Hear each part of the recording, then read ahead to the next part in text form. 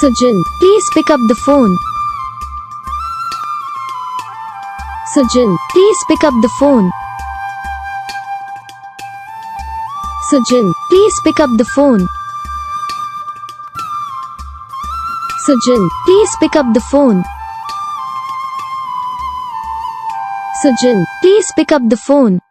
तो guys video को like करना, चैनल को सब्सक्राइब करना, कमेंट करके बताना आपकी ये वीडियो कैसा लगा, कौन सा पार्ट है जो आपको इस वीडियो में अच्छा लगा या फिर कौन सा पार्ट है जो आपको इस वीडियो में अच्छा नहीं लगा।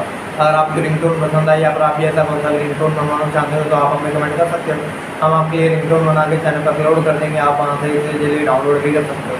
डाउनलोड करने के बाद चैनल को सब्सक्राइब कर लेना, सब्सक्राइब करने के बाद जो बेल आइकन आता है उसे भी ऑल सेलेक्ट कर लेना। देखो उसका कुछ फ़ायदा रहता है कि जब हम वीडियो डालते हैं तब आप तक वीडियो पहुँच जाता है, यानी कि अगर मैं सरल भाषा में बताऊँ तो आपको पता चल जाता है।